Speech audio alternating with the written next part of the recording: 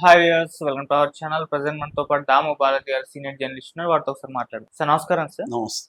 Sir, most wanted Maoist అయిన హిడ్మా ఇప్పుడు తెలంగాణలోకి enter అయ్యాడు, కర్రెగుట్టలో తలదాచుకున్నాడని చెప్పేసి వార్తలు వస్తున్నాయి సార్.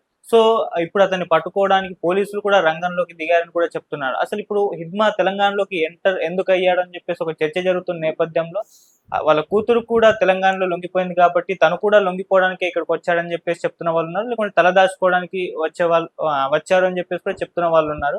మరి ఎందుకు వచ్చాడు, లొంగిపోయే అవకాశాలు ఏమన్నా కనిపిస్తున్నాయా? ఇప్పుడు ప్రపంచవ్యాప్తంగా కూడా తన గురించి ఒక చర్చ అయితే జరుగుతుంది. అంటే పోలీసులు అతన్ని లొంగిపోయేలా చేస్తారా, లేకుంటే ఎన్కౌంటర్ లో చంపేస్తారా అని చెప్పేసి మరి ఏం జరిగే అవకాశం ఉంది సార్ హిడ్మా విషయంలో? ఇండియాలో మావోయిస్ట్ ఉద్యమానికి బిగినింగ్ ఆఫ్ ద ఎండ్ అంటే అంతానికి ఆరంభం.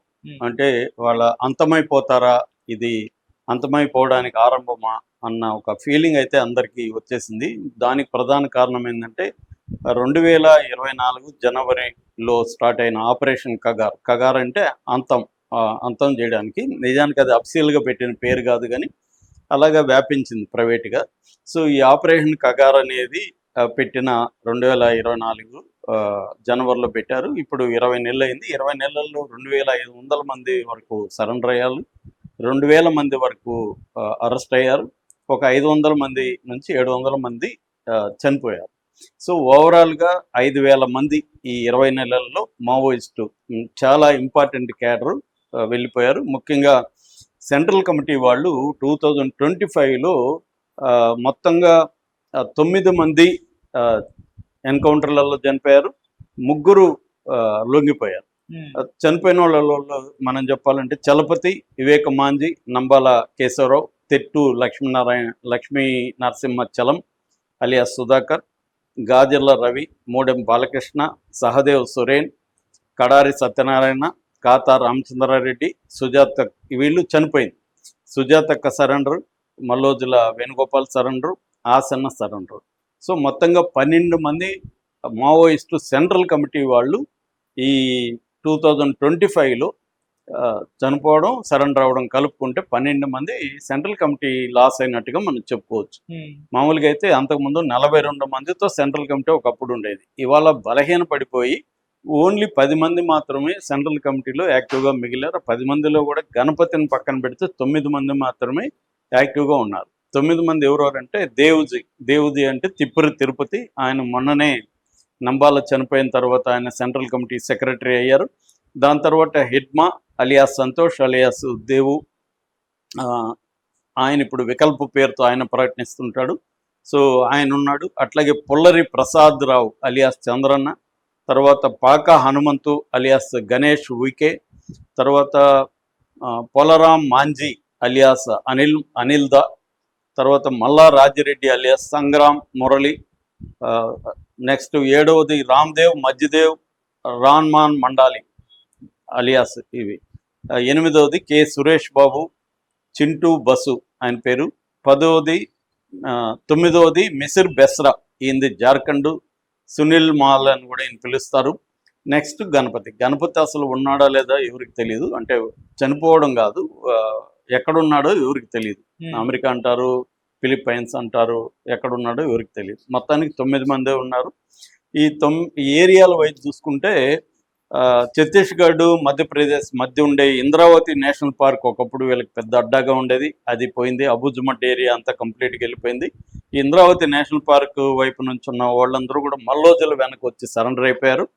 అలాగే నార్త్ బస్తర్, ఉత్తర బస్తర్లో ఉండే మావోయిస్టులందరూ ఆసన్నతో కలిసి వచ్చి సరెండర్ అయిపోయారు. 303 మంది 75 గంటల్లో సరెండర్ అయిపోయారు. సో ఇప్పుడు ఉన్నది ఓన్లీ సౌత్ బస్తర్కి, అంటే బస్తర్ జిల్లా హెడ్ క్వార్టర్ అయిన జగదల్పూర్ నుంచి బాకావండు, లోగండిగూడ, దోకపాలు, రక్షా, సుక్మా, బీజాపూర్ ఈ ఏరియాలో మాత్రమే మావోయిస్టులు ఉన్నారు.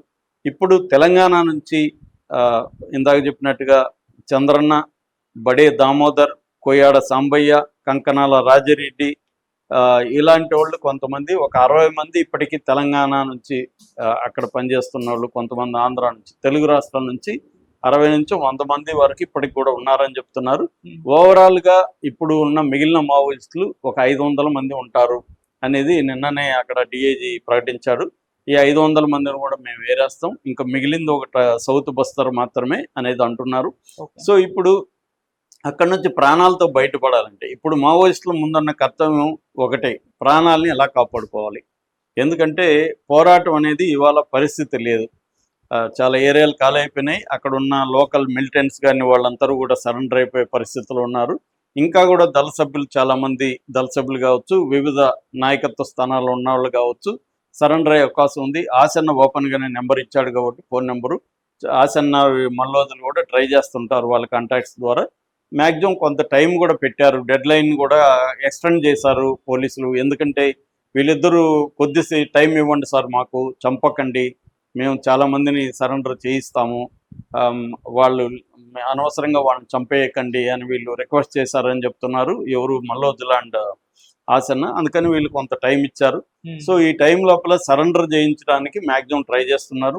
కానీ ఇప్పుడు ఒక వార్త వైరల్ అయిందంటే ఇడ్మా అక్కడ ఉంటే చంపేస్తారు కాబట్టి అతను సుక్మా జిల్లా అంటే ఛత్తీస్గఢ్లో సుక్మా ప్రాంతం, ఇటు ములుగు ప్రాంతం మధ్య, తెలంగాణకి ఛత్తీస్గఢ్కి మధ్య ప్రాంతంలో ఉండే కరిగుట్టల వైపు వచ్చేసారు అనేది అంటున్నారు. అక్కడ మనకు కానీ గుర్తుంటే ఏప్రిల్ 21 నుంచి మే 11 వరకు ఆపరేషన్ బ్లాక్ ఫారెస్ట్ పేరుతో కరిగుట్టల్లో 21 రోజులు ఫోర్సెస్ అంతా దాదాపు 20-30 వేల మంది అక్కడ మోహరించి గాలింపులు జరిపారు. అప్పుడు కూడా ఏమొచ్చిందంటే వార్త, ఇక్కడ హిడ్మా ఉన్నాడు, హిడ్మాని పట్టుకోవడానికి ఆపరేషన్ అని చెప్పారు. ఆపరేషన్లో ఫస్ట్ 28, తర్వాత ఒక ముగ్గురు, మొత్తం 31 మంది మావోయిస్టులు చనిపోయారు. కొంతమంది అక్కడ పట్టుకున్నారు కూడా, సరెండర్ కూడా చేయించారు. సో అప్పుడు ఎస్టీఎఫ్ కానీ, special task force, DRG district reserve force, CRPF central reserve police force, cobra command battalion for resolute action, Bastar fighters, ఈ ఫోర్సెస్ అన్నీ అక్కడ ఒక 30,000 మంది పైన కూంబింగ్ చేశారు.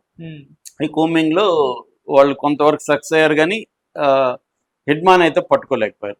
సో ఇప్పుడు ప్రపంచవ్యాప్తంగా ఉండే విప్లవ సానుభూతి పనులు కానీ లేకపోతే బయట వాళ్ళు కానీ ఆలోచించేది ఏమంటే హిడ్మా మీదనే డిపెండ్ అయింది ఉద్యమం అన్న పద్ధతిలో ఇప్పుడు చిత్రీకరణ జరిగింది.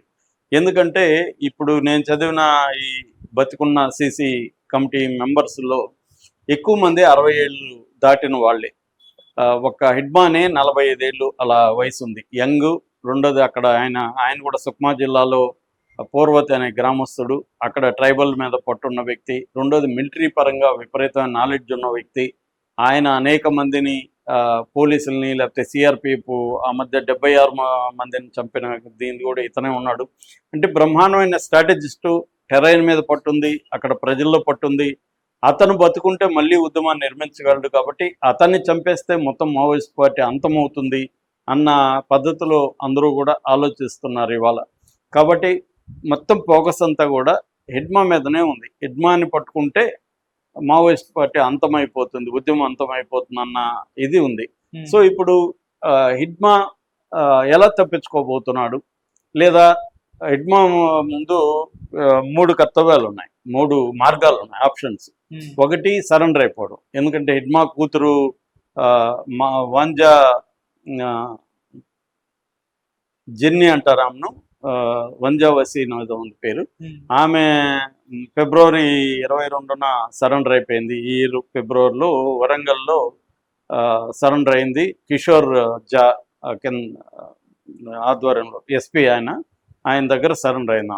కాబట్టి తను కూడా ఇటువైపు వచ్చి వరంగల్లోనే సరెండర్ అవుతాడు, తెలంగాణలో సరెండర్ అయితే. ఎందుకంటే అక్కడ ఛత్తీస్గఢ్ పోలీసులు అతని మీద ప్రత్యేకమైన గ్రెడ్జ్ పెట్టుకుంటాడు. ఎందుకంటే చాలామంది పోలీసుల్ని లేకపోతే మిలిటరీని, పారామిలిటరీ ఫోర్సెస్ని చంపిన వ్యక్తి కాబట్టి అతను సరెండర్ అవడానికి వెళ్ళినా కూడా చంపేసే అవకాశం ఉంది, వ్యక్తిగత కక్ష ఉంటుంది కాబట్టి. అందుకని వరంగల్లో, తెలంగాణలో సరెండర్ అయితే అతన్ని చంపకపోవచ్చు. అందుకని ఇక్కడ ఆల్రెడీ ఆపరేషన్ చేయొద్దు అనే ఒకటి నడుస్తుంది, రమ్మంటున్నారు. మొన్న కూడా ఆయన శివధర్ రెడ్డి కొత్త డీజీపీ కూడా పిలిపించాడు వచ్చి సరెండర్ అయిపోండి. కాబట్టి ఇక్కడికి వచ్చి సరెండర్ అయిపోతాడు అనేది ఒక కథనం వినిపిస్తుంది. అదొక ఆప్షన్. రెండో ఆప్షను, ఆయన సరెండర్ కాకుండా ఎక్కడికైనా ఈ అడవుల్లో లేకుండా మఫ్టీలో ఆయన ఎక్కడికైనా వెళ్ళిపోయి వేరే రాష్ట్రాలు కానీ ఎక్కడన్నా తలదాచుకోవడం, కొంతకాలం 10 ఏళ్ళు 5 ఏళ్ళు అంటే ఈ ప్రభుత్వం కూలిపోవచ్చు, రేపు మోడీ ప్రభుత్వం, ఇండియా రాహుల్ గాంధీ రావచ్చు, వచ్చినప్పుడు పాలసీలు మారచ్చు, అప్పుడు మెల్లమెల్లగా మళ్ళీ ఉద్యమాలను స్టార్ట్ చేయొచ్చు. ముందు బతికుంటే బెటర్, ఎందుకంటే అతనికి ఏజ్ ఉంది కాబట్టి ఒక 5 ఏళ్ళు కనీసం ఎక్కడన్నా తలదాచుకొని బతకాలి అన్న యాంగిల్ ఉంది. మూడవది లేదు, మేము ఉద్యమాన్ని కొనసాగిస్తామని మొండిగా వెళ్తే చనిపోయే అవకాశాలే ఎక్కువగా ఉన్నాయి. అంటే ఎందుకంటే ఇవాళ ఫోర్సెస్ కనీసం కొన్ని లక్షల మంది అక్కడ ఫోర్సెస్ ఉన్నారు. సో వాళ్ళని దాటుకొని వీళ్ళు బతికి ఉద్యమాలు చేసే పరిస్థితి లేదు, ఎక్కడ తలదాచుకునే పరిస్థితి. మొత్తం అడవిని అంతా గాలించేస్తున్నారు. ఉన్నది కూడా కొంత ప్రాంతమే. మనకి వీరప్పన్న చరిత్ర కూడా నేను చెప్పాను. వీరప్పన్న కూడా చివరిలో చాలా మినిమల్ దాని ఏమంటారు తిన్ను ఫారెస్ట్లోకి తరిమేశారు. 1 year నుంచి వాళ్ళ టీంని తరుముకుంటా వచ్చారు. తిన్ను ఫారెస్ట్లో మిగిలారు. ఫైనల్గా వీరప్పన్ ప్లస్ ఇద్దరే మిగిలారు, ముగ్గురే మిగిలారు టీము. ఈజీగా పట్టుకున్నారు ట్రాప్ చేసి. అలాగే వీళ్ళని కూడా ట్రాప్ చేసి పట్టుకునే అవకాశం ఉంది, ఎందుకంటే వీళ్ళకి ఫుడ్ లోకల్గా పెడతారు. రేపు పొద్దున ట్రాప్ చేసి వీరప్పన్ను కూడా అలాగే చేశారు. ఆ ఫుడ్లో విషం కలిపి హిడ్మాకు పంపించవచ్చు, అట్లా కూడా పట్టుకోవచ్చు. ఎందుకంటే ఒక భయాందోళన ఉన్నప్పుడు సమాజంలో వీళ్ళకి సపోర్ట్ సిస్టమ్స్ కూడా పడిపోతాయి. సో ఫుడ్ కూడా దొరికే పరిస్థితి ఉండదు. అందువల్ల ఏ రకంగా చూసుకున్నా ఈ 3 ఆప్షన్లే ఉన్నాయి. చనిపోవడమా, సరెండర్ అవ్వడమా, ఎస్కేప్ అయ్యి ఎక్కడికైనా వెళ్ళిపోయి దాక్కోవడం. ఈ 3 ఆప్షన్లో హిడ్మా ఏది ఎంచుకోబోతున్నాడు, దాన్ని బట్టే మావోయిస్ట్ మూవ్మెంట్ కూడా ఇవాళ డిసైడ్ అయ్యే అవకాశాలు కనిపిస్తున్నాయి. Okay sir, thank you so much.